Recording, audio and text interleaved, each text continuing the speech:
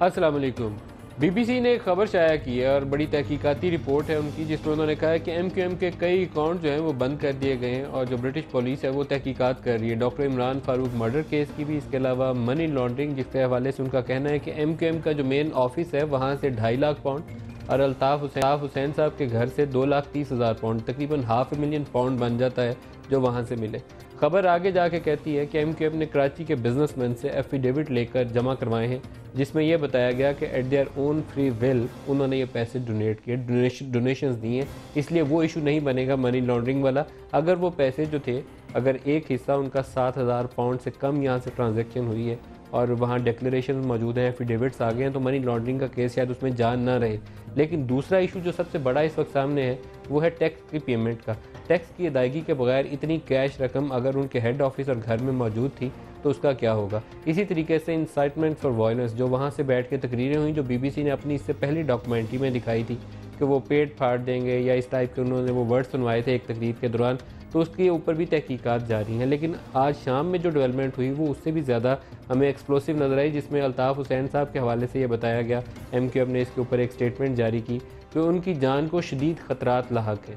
उसके बाद एमक्यूएम ने एक बड़ी लंबी चौड़ी प्रेस कॉन्फ्रेंस की जिसमें उन्होंने कहा कि ये इंटरनेशनल कॉन्स्पिरेसी है। उनकी बेटी का लैपटॉप भी ले लिया, उसने बेटी ने जो कॉइन जमा किए हुए थे वो भी ले लिए और वो मनी लॉन्ड्रिंग के केस का वो भी हिस्सा बना दिए। लेकिन बीबीसी अपनी खबर के अंदर जो चीज़ें बता रही है वो कह रही है 2 लड़के, और आपके जहन में होगा बहुत दफ़ा हमने ये डिस्कस किया था डॉक्टर जुल्फ़कार मिर्ज़ा का, जब वो कुरान पाक सर पे लेकर निकले थे, अब तो वो गायब हो गए। उन्होंने कहा था कि 2 लड़के हमने डॉक्टर इमरान फारूक के मर्डर के कनेक्शन में गिरफ्तार किए थे, जिसको एजेंसियाँ इस्लामाबाद ले गई। ये बाद में एक ब्रिटिश पुलिस ऑफिसर ने भी ये बात बोली, लेकिन फिर खामोशी छा गई। आज की इस खबर में उन दोनों लड़कों के नाम बताए गए और एक का नाम है मोहसिन अली सैयद और दूसरे का नाम है मोहम्मद काशिफ खान कामरान, जो बरतानिया से इस मर्डर के बाद श्रीलंका चले गए, वहाँ से कराची आए और कराची उनको गिरफ्तार कर लिया गया।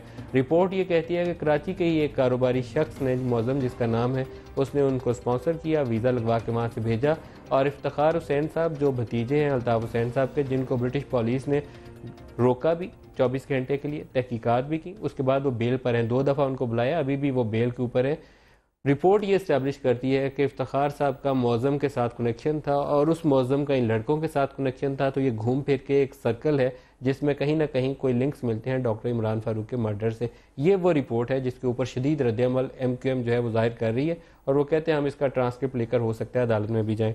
दूसरा पीस टॉक्स का मामला है, जिसके ऊपर नवाज शरीफ साहब जो 4 रुकनी कमेटी जिसका उन्होंने ऐलान किया था, तो वो कोई है कि कल उसके ऊपर वो एक फॉर्मल मीटिंग चेयर करेंगे, प्राइम मिनिस्टर चेयर करेंगे और वो 4 अरकान बैठेंगे और उसके वो जो TORs हैं, टर्म्स ऑफ रेफरेंस जो है, क्या तरीक़ाकार होगा, मेजर आमिर क्या काम करेंगे, उसमें हमारे इरफान सिद्दीकी साहब का क्या रोल होगा, कि बाकी अरकान ने क्या क्या बातें करनी है और किस तरीके से आपस में इनके लिंकेजेस डेवलप कराने, हो सकता है कल वाली वो मीटिंग में कुछ इसके ऊपर लाहे अमल तय करें। ये दोनों टॉपिक आज के प्रोग्राम में हम डिस्कस करेंगे। इस्लामाबाद स्टूडियोज़ में हमारे साथ हैं मारूफ TV एंकर तलत हुसैन साहब, आपको खुशामदीद कहता हूँ।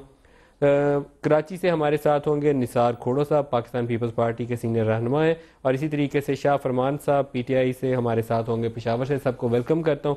तलत साहब, आपसे आगाज़ करना चाहता हूँ। एमक्यूएम का केस जो है, सियासी एतबार से बहुत दिनों से खबरें चल रही थी कि एमक्यूएम के अंदर थोड़ी सी तकसीम है। गवर्नर वाला लोग कहते थे कि 2-4 उधर लाइन है, लेकिन ऐसी प्रैक्टिकली तकसीम हमें होती नज़र नहीं आई।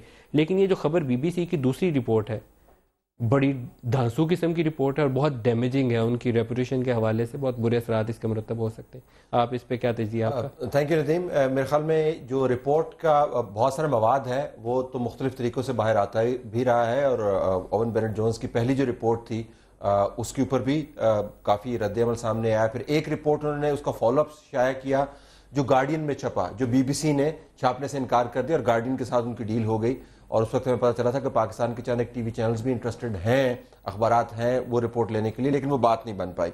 तो ये फॉलोअप है इनकी रिपोर्ट का।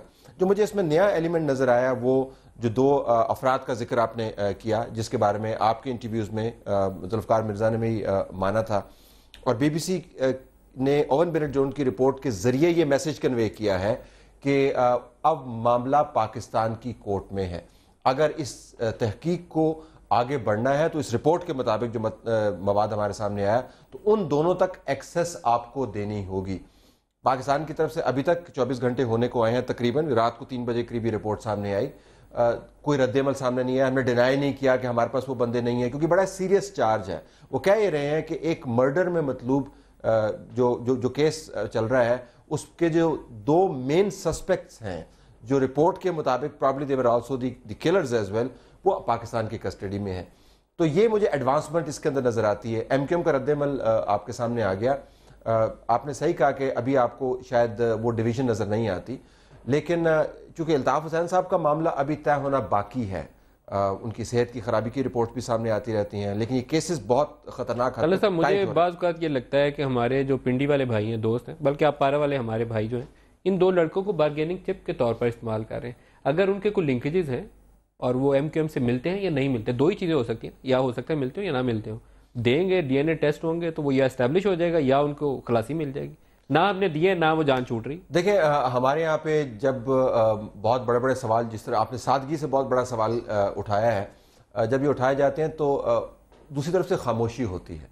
बरतानिया की इंटेलिजेंस एजेंसीज के बारे में भी जब ओवन बेनेट जोन्स ने ये इशू उठाया था कि अल्ताफ हुसैन साहब आपके लिए कितना काम करते रहे, ये एमक्यूएम के आपके साथ किस किस्म के ताल्लुकात, उनको वीज़े किस तरीके से मिल गए, तो बरतानवी ऑफिशियल्स की तरफ से भी उसके ऊपर कोई जवाब आपको नज़र नहीं आया था। लेकिन यू राइट, अगर पाकिस्तान के अंदर से रिस्पॉन्स नहीं आया और डिनाइल भी नहीं हुआ और खामोशी तारी रही, तो ये नतीजा अखज़ करना पड़ेगा कि शायद ये पॉलिटिकल बारगेनिंग चिप के तौर पर इस्तेमाल हो रहे हैं दोनों लोग। लेकिन बारगेनिंग ओवर व्हाट, ये वो सवाल है जिसका जवाब हमें तलाश करना होगा बाद के तज्ज़िये। खोड़ो साहब, आपसे जानना चाहता हूँ, 2 शख्स तो ये हैं, तीसरा कराची का है जिसका केस अदालत में अभी चल रहा है, वो खालिद शमीम। वो कहा जाता है कि यही लड़कों का कोई आपस में नाता मिलता है और वो मिसिंग हो चुका है, उसके बाद गायब हो चुका है। कहीं ना कहीं सस्पिशंस मौजूद हैं। रोल किसका क्या है मुझे बिल्कुल वाज़ेह नहीं है, ना मैं किसी के ऊपर इल्ज़ाम आयद कर रहा हूँ। सिंध गवर्नमेंट की तहकीकात इसके ऊपर क्या जाहिर करती हैं?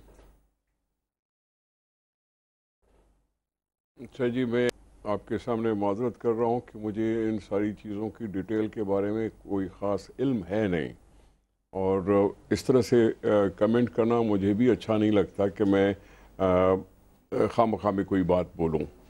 रही बात कि ये इन्वेस्टिगेशंस हैं, इन्वेस्टिगेशन यकीनी तौर पर आज़ाद इदारे करते हैं, उन इदारों की एक क्रेडिबिलिटी है, एक क्रेडिबिलिटी के लिहाज से जो टाइम लगाते हैं और फिर अथेंटिक सिटी पर जाते हैं और फिर जाके ये पब्लिक डिक्लेरेशन होती है और कोई ना कोई ओपिनियन जाहिर करते हैं।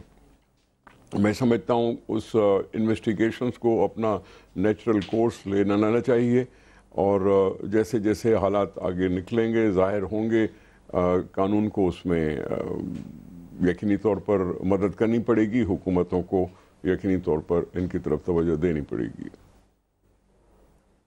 मैं खोड़ो साहब, पीपल्स पार्टी की हुकूमत थी जब ये केस हुआ था और इंटीरियर मिनिस्टर रहमान मलिक थे। सबसे पहले उस वक्त ब्रिटिश पुलिस वाला अफसर खड़ा था लंदन में और उसने ये बयान दिया था कि 2 लड़के पकड़े गए हैं पाकिस्तान के अंदर। तो आपकी हुकूमत के नॉलेज में होगी पूरी जो तहकीकात थी। और जुल्फ़कार मिर्ज़ा साहब मिनिस्टर सिंध थे, उन्होंने खुद मुझे मेरे प्रोग्राम में ये चीज़ कन्फर्म की थी। तो मैं आपसे उसके ऊपर जानना चाहता हूँ, वो लड़के किधर हैं?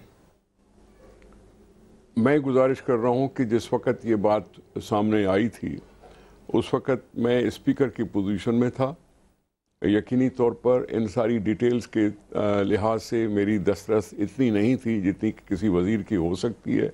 उन्होंने बयान ज़रूर दिए थे, उन्होंने प्रेस कॉन्फ्रेंसेस एड्रेस किए थे, और इस लिहाज से यकीनन उसके पीछे कुछ न कुछ बैकग्राउंड ज़रूर होगा, लेकिन मुझे उसका इस तरह से इल्म न उस वक़्त था और न अब है।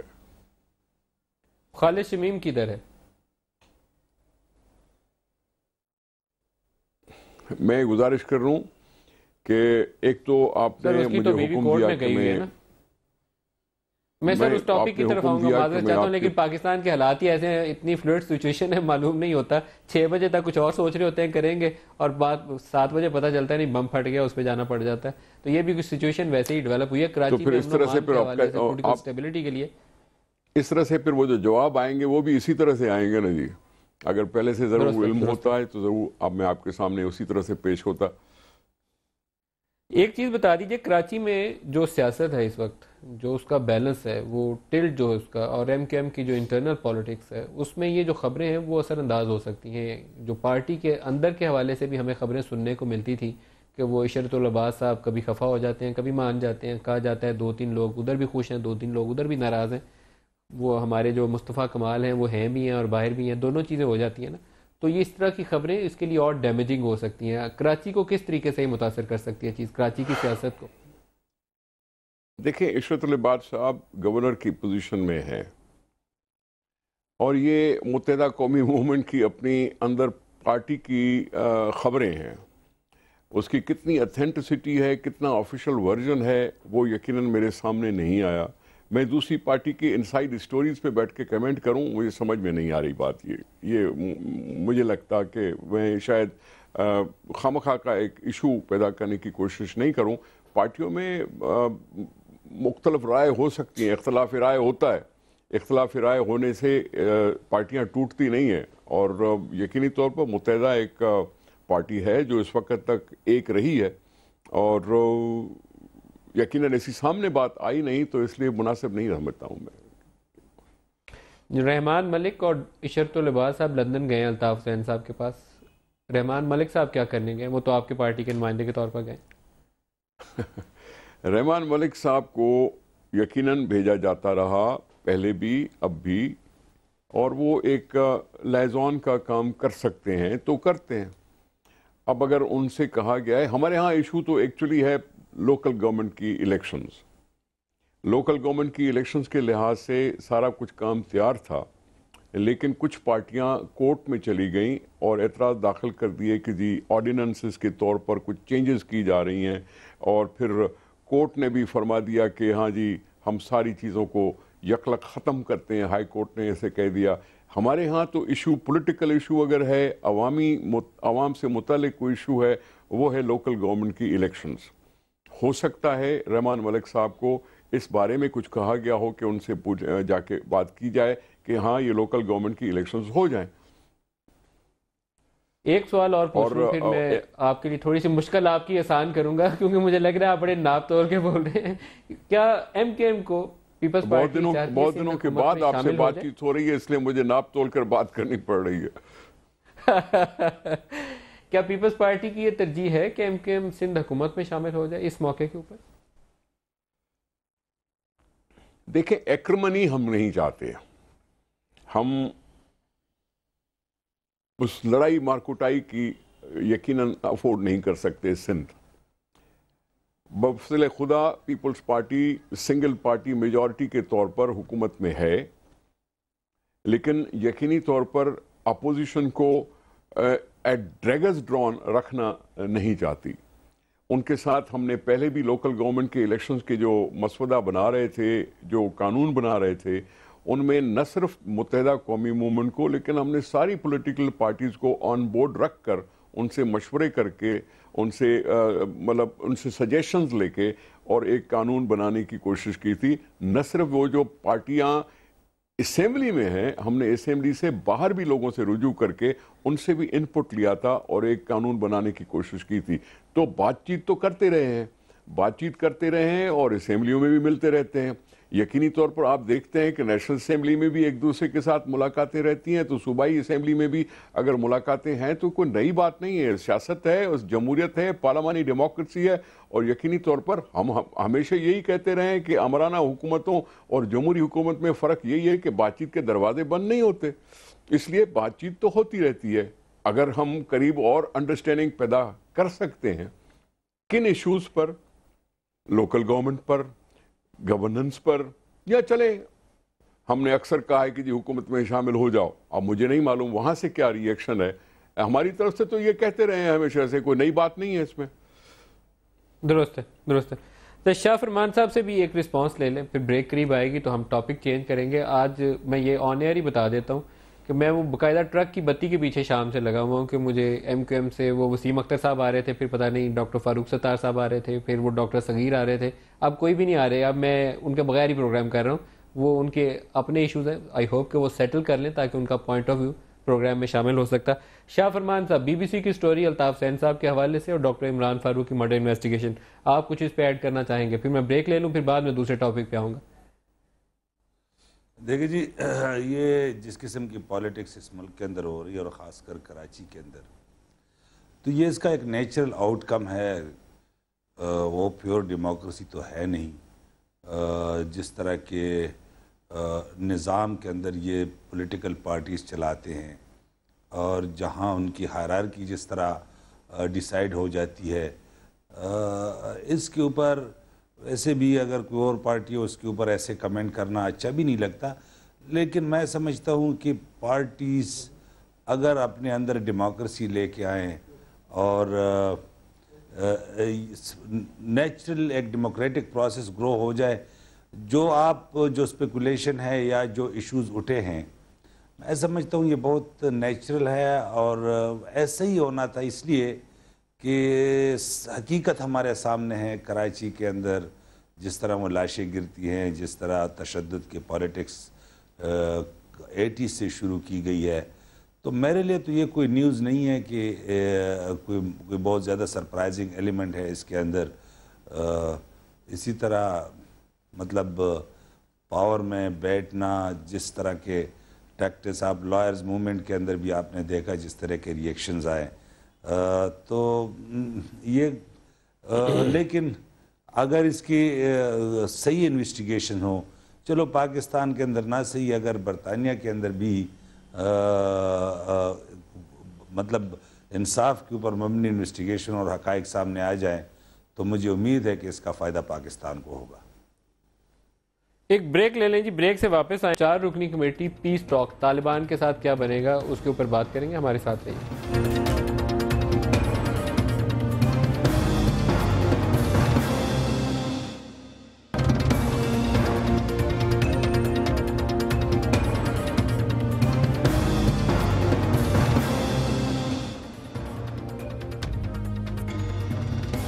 प्रोग्राम में दोबारा खुशामदीद कहते हैं। प्राइम मिनिस्टर साहब ने 4 रुकनी कमेटी का ऐलान किया है कि तालिबान के साथ बातचीत को एक और मौका देंगे। 7 माह में जो कुछ हो चुका है उन्होंने कहा वो हो गया, माजी का हिस्सा है, लेकिन अभी भी एक मौका वो और देना चाहते हैं। उसके ऊपर क्रिटिसिज्म ये है उनके ऊपर कि आपने मौका बहुत दफ़ा दे दिया, उसका जवाब आगे से बम धमाकों की शक्ल में आता है। आपकी स्ट्रेटजी क्या है? क्या आप तैयार नहीं हैं? हिकमत अमली का फुकदान है, वो ताकत नहीं है हम में, क्योंकि दूसरी तरफ से जो शराइत रखी गई थी वो ये थी कि अपनी फ़ौज बुलाइए, हमारे बंदे छोड़ दीजिए, यहाँ कफ़ार का निज़ाम है, वो हम निज़ाम नहीं मानते। तो इनमें से कौन सी ऐसी शर्त है जिसको हम पूरा करते हुए बातचीत को आगे बढ़ा सकते हैं? या स्टेट ने ऐसी कौन सी कंडीशन लगाई उनके ऊपर कि आप हमले बंद कर दीजिए, हम फौजियों के ऊपर, सिपाहियों के ऊपर, शहरियों के ऊपर, बच्चियों के ऊपर जो पोलियो वर्कर्स को ड्रॉप लाने जाती हैं, कोई कंडीशन ऐसी स्टेट ने सेट की, कोई टाइम फ्रेम सेट किया? तो आपने किस चीज़ के लिए बातचीत का विंडो ओपन किया और उसका टाइम फ्रेम क्या है? ये चीज़ें उसमें हमें अभी मिसिंग नज़र आती हैं। तो अभी प्रोग्राम के इस हिस्से में हम इसी चीज़ को एनालाइज करना चाहेंगे। तलत साहब, आपकी क्या टेक है जी? 4 रुकनी कमेटी कैसे मामला आगे चलाएगी? आपकी इजाज़त से पर एक दो जुमले बस मैं पहले कह दूँ। एक तो किस ज़माने में हम वो देखते होते थे soap opera, The Bold and the Beautiful, तो पाकिस्तान में मुझे लगता है हम सोप ओपरा ही चला रहे हैं, सिर्फ उसका टाइटल तब्दील करने की ज़रूरत है। उसका नाम हम रख सकते हैं the coward and the hideous. यानी एक ऐसा मुल्क है जिसके अंदर आपको सब कुछ नज़र आता है और फिर भी आप नज़रें चुराते हैं। दुनिया को मालूम है और आपको मालूम नहीं है। जो ममालिक और जो हुकूमतें और जो तहजीबें अपने सच्चाई से आंखें चुराने लग जाएं, वो उसी मखमसे का शिकार होती हैं जिसके अंदर हम इस वक्त मौजूद हैं। इसका कनेक्शन आपकी उस कमेटी वाले सवाल से है। देखें, नवाज शरीफ साहब की कोई पॉलिसी नहीं है।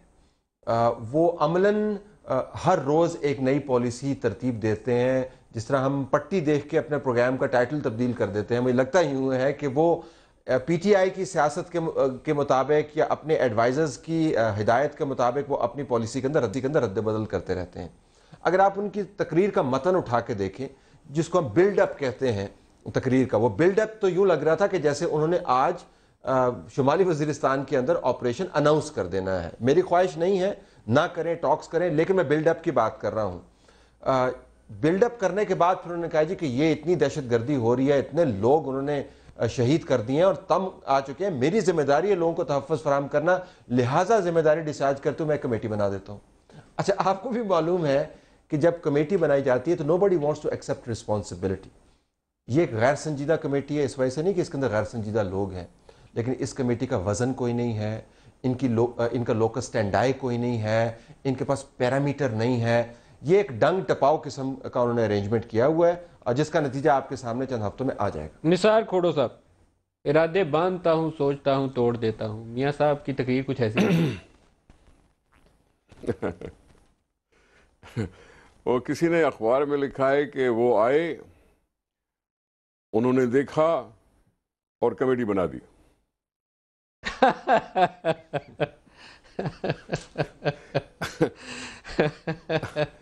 यहाँ सही स्टेटमेंट दिया, पहले इससे मैं नहीं था दे रहे। आप तो थोड़ा सा खुल के बोलेंगे ना, अब तो खुल के खेलेंगे। वो पहला हिस्सा जरा मुश्किल था उनके लिए। फिर भी कोशिश कर रहा हूं कि अभी जरा सोच समझ के बोलूं। सीधी सी बात है, बहुत अरसे के बाद आए थे और एक दिन पहले तो कह रहे थे कि जी कौम सारी मेरे साथ होगी और मैं जब वो ऐलान करूंगा और उनको उनके ऊपर ऑपरेशन करूंगा। फिर अचानक तलत साहब की बात से मैं इत्तफाक करता हूं कि कुछ ना कुछ उन्होंने कहना था, इसलिए उन्होंने कमेटी बना दी। अब कमेटी राब्ता कायम करेगी। उन्होंने सिर्फ ये कहा है, रहीमुल्लाह यूसुफजई साहब ने कहा है कि जी मैं हम राब्ता तो करा सकते हैं, बात तो हुकूमत ने करनी है। अब ये राब्ते का पुल का किरदार अदा करेंगे या उनके पास कोई वो टर्म्स ऑफ रेफरेंस होंगे या उनके पास कोई अख्तियारात होंगे।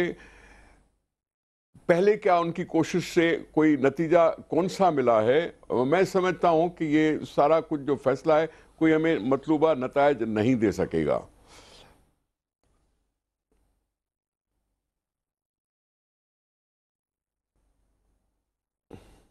नपातोला बोला जी।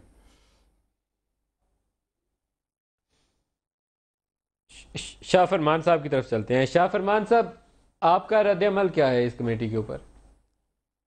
देखिए, मैं तो ये समझता हूँ कि ये बड़ी अच्छी कमेटी है, इसलिए कि मुज़ाकरात के लिए जो माहौल इससे पहले भी 2-3 दफ़ा बना है, ये लोग न्यूट्रल है, इनकी कोई पॉलिटिकल एफिलिएशन नहीं है, इनका कोई पॉलिटिकल इंटरेस्ट नहीं है। और यही डिमांड की जा रही थी कौम की तरफ से कि हक़ाइक़ बताए जाएं, चीज़ों को ट्विस्ट न किया जाए, सामने की बात हो। इससे पहले इंटीरियर मिनिस्टर ने कहा कि जी हम यहाँ तक बढ़ चुके थे, वहाँ तक पहुँच चुके थे। तो एक तो सबसे पहली बात यह है कि ये कमेटी कोई बात छुपाएगी नहीं, कोई अपने मोल्ड नहीं करेगी कोई अपने ज़ाती इंटरेस्ट में, और चीज़ें ट्रांसपेरेंट नज़र आएगी। जिसका जो कोई भी डिमांड होगा, सही होगा गलत होगा, तो कमेटी का तो मैं बिल्कुल हक़ में हूँ और ऐसी ही कमेटी होनी चाहिए। मैं तो ये समझता हूँ कि तलत हुसैन साहब को भी डालते तो अच्छा था, क्योंकि मेरा नहीं ख्याल कि वो किसी पॉलिटिकल पार्टी का साथ देते कि जी किसी को प्रोटेक्ट ना करते। और ये कमेटी इसी तरह ही है, तो इस लिहाज से तो इस कमेटी की वैल्यू अपनी जगह है। इसमें कोई अगर आप इस कमेटी की एक सक्सेस है कि पीटीआई ओवरवेलमिंगली इसको सपोर्ट कर रही है। देखिए, वजह भी मैं आपको बता रहा हूँ ना, वजह आपको बता रहा हूँ कि अगर उसके अंदर कोई ऐसे बायस लोग होते, कोई पॉलिटिशियंस होते, कोई उनके सेल्फ इंटरेस्ट होते, इस इशू के ऊपर उनका कोई ऐसा स्टैंड होता जिसका वो उनका फ्यूचर पॉलिटिक्स उनके साथ अटैच होती, तो फिर कोई बात डिफरेंट होती। न्यूट्रल है, समझदार लोग हैं। और शाह फरमान साहब, कितना अर्सा इस कमेटी को काम करना चाहिए? जल्दी जल्दी आगे चलाते हैं। खोड़ो साहब ने, मेरे पास थोड़े मिनट और हैं, इन्होंने रुखसत हो जाना है, बड़ी इनकी एक ज़रूरी मीटिंग से ही उठ के आए हैं, बहुत इनकी मेहरबानी है। आप ये फरमाइए कितना टाइम इस कमेटी को देना चाहिए काम करने के लिए? देखिए जी, मेरा तो अगर टाइम के हवाले से आप पूछें, ये वाहिद जंग है और एक बदकिस्मती है हमारी कि चाहे जितनी भी दुनिया की बड़ी बड़ी जंगें हों, उनके साथ पॉलिटिकल प्रोसेस ऑन गोइंग रहता है हमेशा। डायलॉग्स की बात, बैकडोर डिप्लोमेसी, ये बातें, ये प्रोसेस ही इस जंग के अंदर नहीं थी। हालांकि अफ़गानिस्तान के भी अपने कारज़ई के भी कॉन्टेक्ट्स हैं, इवन सो कि अमेरिका के भी अपने कॉन्टेक्ट्स हैं। अगर वो चाहे तो वो तालिबान को बुलाते भी हैं और कतर भी बुलाते हैं। क्या कि ये कंडीशन नहीं होनी चाहिए स्टेट की कि दूसरी साइड हमले करने बंद कर दे? ये शर्त नहीं लगानी चाहिए हमें। देखिए, कौन शर्त मानता है, कौन नहीं मानता, कौन गलत है, कौन सही है। पॉलिटिकली मैं ये बात कर रहा हूँ कि political process on going. Sir, state से लड़ाई हो रही है ना, तो या आप स्टेट को गलत कह लें तो या उन ग्रुप्स को गलत कर लें, तीसरा फरीक कोई नहीं है इधर इस मौके पे। देखिए, यहाँ के तीसरा फरीक भी बहुत बड़ा फरीक है। देखिए मलिक साहब, आप ये देखें कि जब भी मुज़ाकरात का कोई माहौल बनता है, हम इधर रहते हैं पेशावर के अंदर, खैबर पख्तूनख्वा के अंदर, आप यकीन करें धमाकों की नौयत ही डिफरेंट हो जाती है, जगह डिफरेंट हो जाती है, डिवाइसेस डिफरेंट यूज़ होने शुरू हो जाते हैं। मैं आपको बताऊं कि ये फिर से मैं ज़रा पीछे जाता हूं, और जब मैं ये बात करता हूं तो अक्सर लोग कहते हैं कि आप ज़रा हिस्ट्री, आप मुझे बताएं वो कौन सी फोर्स थी जो 80s के अंदर इतने धमाके किया करते थे। पाक अफगान रिलेशन के, साउथ वेस्ट एशिया के पॉलिटिक्स के अंदर धमाके सर फहरिस्त रहते हैं। अच्छा, वो ड्रोन को तो आप छोड़ दें, वो तो सबको मालूम है। उसके अलावा ग्राउंड के ऊपर भी ऐसे फोर्सेस हैं कि वो हालात को ख़राब देखना चाहते हैं। ये जब हम देखते हैं एक डायरेक्शन की तरफ, या तो तला साहब से फौज पूछ है रहे या ग्राउंड कर हुकूमत लें, है। फिर दोबारा आपकी तरफ आता हूँ। तला साहब आप फरमाइएगा। उन्होंने कहा कि तीसरा फरीक भी है। मुझे हैरानी है कि शाह फरमान साहब बहुत ज़ाहिर ज़ीरक और अच्छे सियासतदान हैं और मुकामी मामलात को समझते हैं। मैं आपको बता सकता हूं कि ये कमेटी क्यों पीटीआई को काबिल कबूल है। इस वजह से कि रुस्तम शाह मोहम्मद इसके अंदर बैठे हुए हैं। रुस्तम शाह मोहम्मद का नुक्ता नज़र और नुक्ता फ़िक्र जो है वो पीटीआई के नुक्ता नज़र और फ़िक्र के करीब तरीन है। और अगर आपको उसकी तफसील लेनी है तो वो आज के मशरिक अखबार में 3 कॉलमी या 4 कॉलमी एक ख़बर छपी हुई है। रुस्तम शाह मोहम्मद साहब का ख्याल है कि पाकिस्तान की रियासत को तालिबान के साथ कैदियों का तबादला करना चाहिए, पाकिस्तान की फ़ौज को फाटा से बाहर निकल आना चाहिए। उनका ये भी ख्याल है कि जो नुकसान हुआ है तालिबान का, उसकी कंपनसेशन भी पाकिस्तान की रियासत को देनी चाहिए। अगर ये मामलात अगर समझते हैं कि रुस्तम शाह मोहम्मद साहब इस किस्म के पैरामीटर्स के साथ निगोशिएट करना चाहते हैं तो जाहिर है पीटीआई को एक्सेप्टेबल होंगे। तो मुझे तो उसमें कोई न्यूट्रलिटी का एलिमेंट नज़र नहीं आता। दूसरी जो आपने बात की अभी तीसरे फरीक की बात की, कमाल ये है कि मुझे नहीं पता कौन कर रहा है। मैं तो फैक्चुअल के ऊपर जाऊंगा। जिन चीज़ों को टीटीपी खुद ओन कर रही है, शाह फरमान साहब कह रहे हैं कि वो उन्होंने नहीं किया, उनके स्पोक्स पर्सन कहते हैं कि हम कर रहे हैं। पीटीआई के स्पोक्स पर्सन कहते हैं कि वो नहीं कर रहे हैं। वो कहते हैं कि हम बंदों को मार रहे हैं, पीटीआई के स्पोक्स पर्सन कहते हैं कि वो इन बंदों को नहीं मान रहे। मैं उस इंफॉर्मेशन के अलावा बात कर रहा हूं जिसकी पहुंच जिस तक पहुंच इमरान खान साहब की भी है। तो मैं हैरान हूं कि ये किस किस्म की डिबेट आप करना चाह रहे हैं। फिर ये कमेटी करेगी क्या? इंटरलोक्यूटर है, रस्म रिवाज की बात होती है। पीटीआई की अपनी पॉलिसी के मुताबिक जो स्टेटमेंट में बता रहा हूं कि कॉन्स्टिट्यूशनल पैरामीटर के अंदर रह के इन्होंने काम करना है।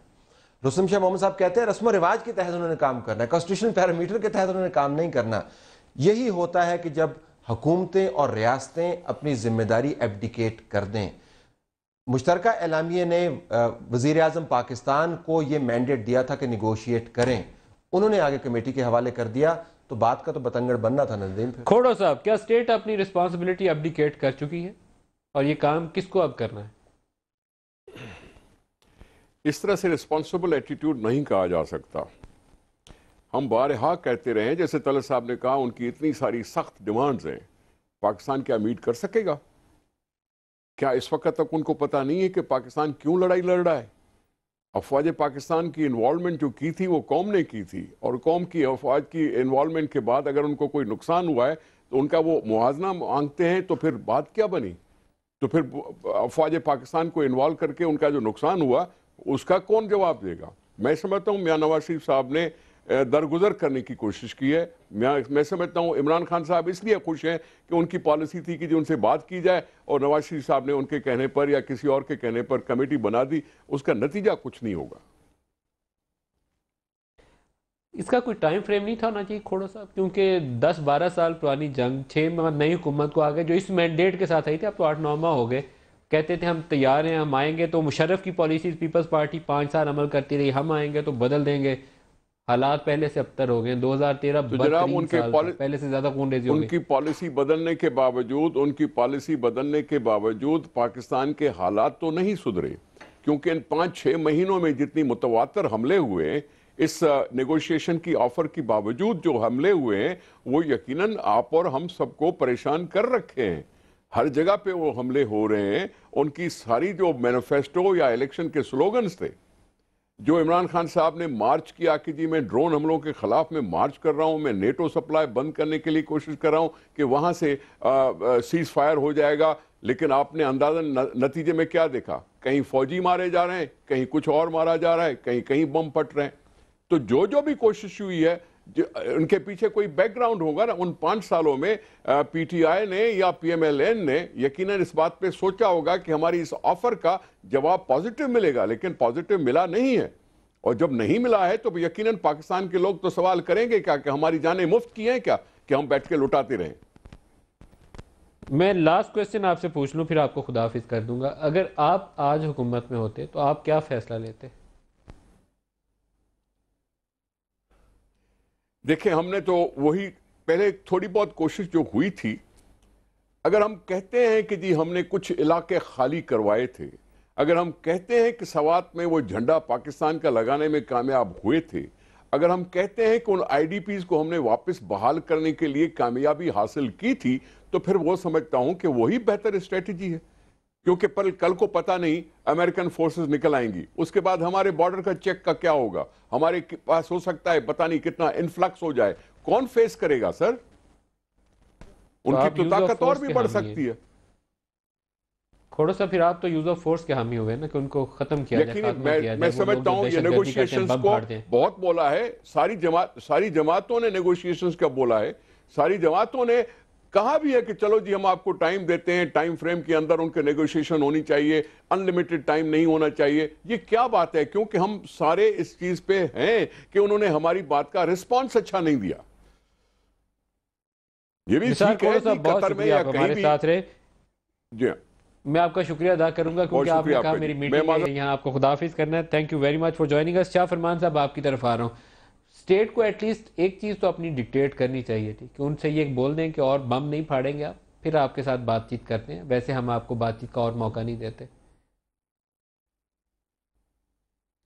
देखिए जी, यहाँ पर जो मामलात हैं, अगर आप कोई किताबी बात कर लें तो हो सकता है वो दुरुस्त और सही वो नज़र भी आए, लगे भी वो सही कि ये बात सही है, लेकिन ग्राउंड रियलिटीज़ डिफरेंट है, मुख्तलिफ है। ये जो माहौल बना हुआ है, मैं फिर से ज़रा सा पीछे जाता हूँ। कोई मेरे कैलकुलेशन के मुताबिक जो मुझे अंदाज़ा है, यही धमाके कोई 473 ब्लास्ट हो गए थे 80s के अंदर इस प्रोविंस के अंदर, और वो भी पब्लिक प्लेसेस के अंदर। ये हालात उस वक्त आप सोवियत यूनियन के इत्तेहादी थे या उससे लड़ रहे थे? हम सोवियत यूनियन के खिलाफ लड़ रहे थे। उस वक्त तो सारे CIA, हमारी सिक्योरिटी एजेंसीज, पॉलिटिकल पार्टी सारे एक पेज के ऊपर थे, लेकिन फिर भी वो धमाके हम रोक नहीं सके। इशू ये है कि जो माहौल यहाँ पर बना है पिछले 35 साल से, और जो उसके असरात है, उसको अगर हम मद्देनज़र नहीं रखेंगे तो फिर मामलात ख़राब होंगे। ये जो आप आइन और कॉन्स्टिट्यूशन की बात करते हैं, बिल्कुल ठीक है, इसमें कोई शक नहीं, रूल ऑफ लॉ है। आइन से तो ब्रेक करीब आ जानी है शाह फरमान साहब, लेकिन जो यहाँ बम फाड़ने वाला है वो उस वक्त तो अगर सोवियत यूनियन था या अफगानिस्तान की वो जो इंटेलिजेंस एजेंसी यूज़ होती थी, तो अभी आपके नुक्ता नज़र में ये जो बम फाड़ने वाले हैं, सुसाइड अटैक करने वाले हैं, ये बराक ओबामा के भेजे हुए लोग हैं या हमारे ये TTP के भाइयों के भेजे हुए लोग हैं? देखिए, आप जरा देखिए, मैं जब उधर से बात शुरू करता हूँ या तो राज जवाब दीजिएगा, आप दाएं बाएं नहीं जाइए ना, क्योंकि आपने 80s का 2 दफा हवाला दिया। मैं चाहता मैं इसके ऊपर जरा 2-4 मिनट लूंगा, लिहाजा आप ब्रेक लेके मुझे आप टाइम दे ताकि मैं आपको बताऊं कि एक्चुअल सिचुएशन है। चलिए, आप उतनी देर इसको फुली एनालाइज करिए, प्लीज किसी पे रिस्पॉन्सिबिलिटी फिक्स करिए। हम हवा में बंदा ढूंढते हैं सुसाइड अटैकर, वो कहीं से यहीं से आता है, फुट सोल्जर। एक ब्रेक ले लें जी, ब्रेक के बाद दोबारा बात करते हैं।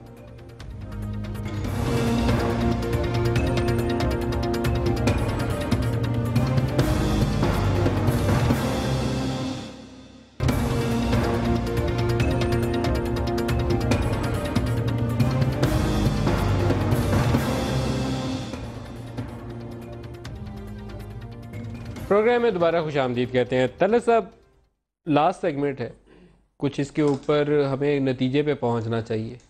तालिबान का मामला हम हल करने में संजीदा हैं, कोशिश कर रहे हैं, या वो जो पिछले कई सालों से हमारी रविश है उसी पे और चलेगा? बंदे कभी 200 मार जाएंगे, कभी 100 मार जाएंगे, बस इसी पे कामयाबी और नाकामी हम अपनी नापते रहेंगे और कुछ नहीं करेंगे। कॉम्प्लेक्सिटी में जाए बगैर नदीम, दुनिया में 3-4 ही तरीके हैं रियासतें जिसके ज़रिए काम करती हैं। एक तरीका तो ये है कि वो मुकम्मल तौर पर जो जराइम पेशा लोग हैं उनकी कमर तोड़ दें मुकम्मल तौर पर, और ये मॉडल आपने बहुत सारी रियासतों के अंदर देखा है। सऊदी अरब में जब हमला हुआ था जिंडुला ने, उन्होंने क्या रिस्पॉन्स किया, अमेरिका का रिस्पॉन्स क्या रहा, श्रीलंका के अंदर रिस्पॉन्स क्या रहा, हिंदुस्तान ने क्या किया पंजाब के अंदर, वो आपके सामने है। एक मॉडल ये है, लेकिन उसमें ह्यूमन राइट्स की वायलेशन बहुत ज़्यादा होती हैं। दूसरा मॉडल ये है कि जो कानूनी और आइनी दायरा कार है, जिसको आपको इख्तियार दिया गया है लोगों की जान का तहफ़्फ़ुज़ करना, उस इख्तियार को इस्तेमाल करें, एक माहौल पैदा करें जिसके अंदर फिर उन ग्रुप्स के साथ आप निगोशिएट करें जो कानून और आइन को मानते तो हैं लेकिन डिविएट कर गए हैं। पाकिस्तान में ये मॉडल लागू होना चाहिए था जो नहीं हुआ। हमारा मॉडल ये है कि अगरचे हमें मालूम है कि रियासत के ऊपर जंग हो रही है, अगरचे हमें मालूम है, अब मैं वज़ीर आज़म साहब की तकरीर में से कोट कर रहा हूँ, ये मेरे अल्फाज नहीं है, हो सकता है मैं इससे बहुत नरम अल्फाज इस्तेमाल करूँ या सख्त अल्फाज इस्तेमाल करूँ।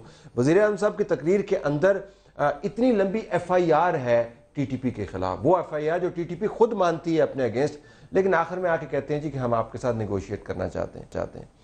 ये निगोशिएशंस भी शायद हम मान लेते अगर इसके अंदर संजीदगी का उनसर सामने आता। क्यों मैं इसको गैर संजीदा कह रहा हूँ? देखिए, जब एक ऑल पार्टीज कॉन्फ्रेंस ने जो मैंडेट दिया था इस हुकूमत को, 6 माह में वज़ीर आज़म साहब की तकरीर के अंदर आपको 2 लफ्ज़ नहीं मिलेंगे जिसके अंदर खुलासा मौजूद हो कि 6 माह में किया क्या है।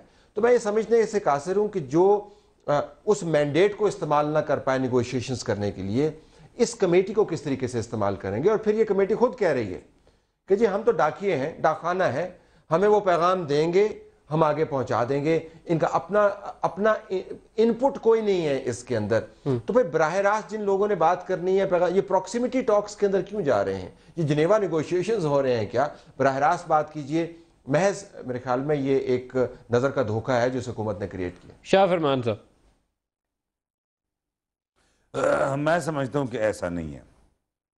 जिस हालात से जो हालात डेवलप हुए ओवर द ईयर्स, उसके अंदर जो अदर फैक्टर्स है, 3-4 फैक्टर्स हैं कि जो वारिंग फैक्शंस हैं शायद उनके पास जंग का तो इख्तियार है, उनके पास सुलह का इख्तियार नहीं है। फिर अगर आप देखें कि पिछली हुकूमत को जब तालिबान ने मुज़ाकरात की ऑफ़र की तो 3 शख्सियात की गारंटी मांगी गई कि ये गारंटी कर लें। उसके बाद आप देखें कि जब हालात बने तो ड्रोन हमला हुआ और इस सब के नतीजे में तालिबान के 2 डिमांड सामने आते हैं। वो एक ये बात करते हैं कि जी आप खलूसी दिल से मुज़ाकरात करें, सिंसेरिटी दिखाएं, संजीदगी दिखाएं, आप मुज़ाकरात दिल निकाल के तो नहीं दिखा सकते ना। नहीं, वो ये बातचीत की आपने APC की थी, आपकी चर्च बॉम्बिंग हुई थी, आपकी बस अटैक हुई थी, 250 बंदा पेशावर में ज़िबा हो गया था, ये सिंसियरिटी दूसरी तरफ से थी। मालिक मुझे नदीम साहब आप मुझे ज़रा टाइम देना, मैं उनकी पहले डिमांड की बात करूँ ना कि वो अगर ये कहते हैं कि आप संजीदगी शो करें, और दूसरी बात ये बता रहे हैं कि इख्तियार भी बताएं कि अगर आप मुज़ाकरात करना चाहते हैं तो आपके पास इख्तियार है कि नहीं। ये जो पिछले मुज़ाकरात की तब से बात जब से चल रही है, चाहे पिछले हुकूमत के अंदर हो या मौजूदा हुकूमत के अंदर, जो भी बात है, ये एक ट्रस्ट का फुकदान तो है।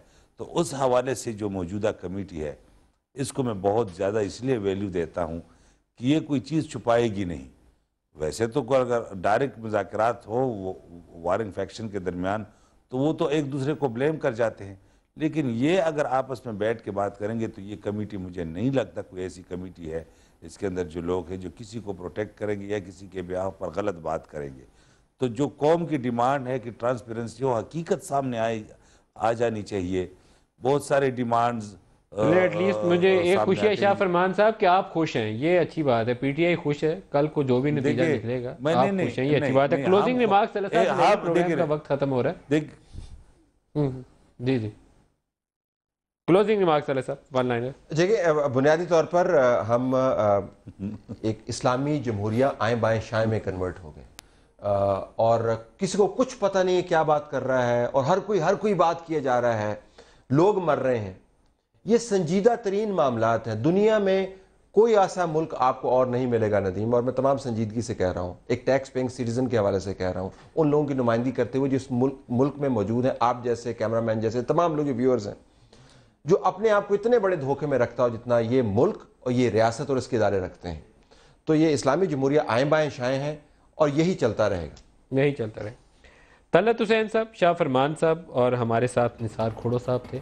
मैं सबका शुक्रिया अदा करूंगा। और MQM से हम डिस्पाइट आवर सिंसियर एफर्ट्स और कुछ 100 को कॉल्स और कोशिशों के बावजूद आज गेस्ट नहीं ले सके, हालांकि बड़ी दिली ख्वाहिश थी। एक जर्नलिस्टिक एफर्ट ही होती है कि प्रोग्राम बैलेंस करने के लिए दूसरी साइड का मौक़िफ़ आना चाहिए, लेकिन आज ले नहीं पाए क्योंकि शायद वो खुश नहीं थे आज या राज़ी नहीं थे हमारे साथ। तो अभी मुझे प्रोग्राम करते हुए पता चला प्रोड्यूसर साहब से, तो वो कुछ लोग उसमें से एक दो खफा भी हो रहे हैं। तो जो खफा हो रहे हैं, मेरा नंबर सबके पास है, मुझे कॉल कर सकते हैं। आज के प्रोग्राम से इजाज़त दीजिए, खुदा हाफ़िज़।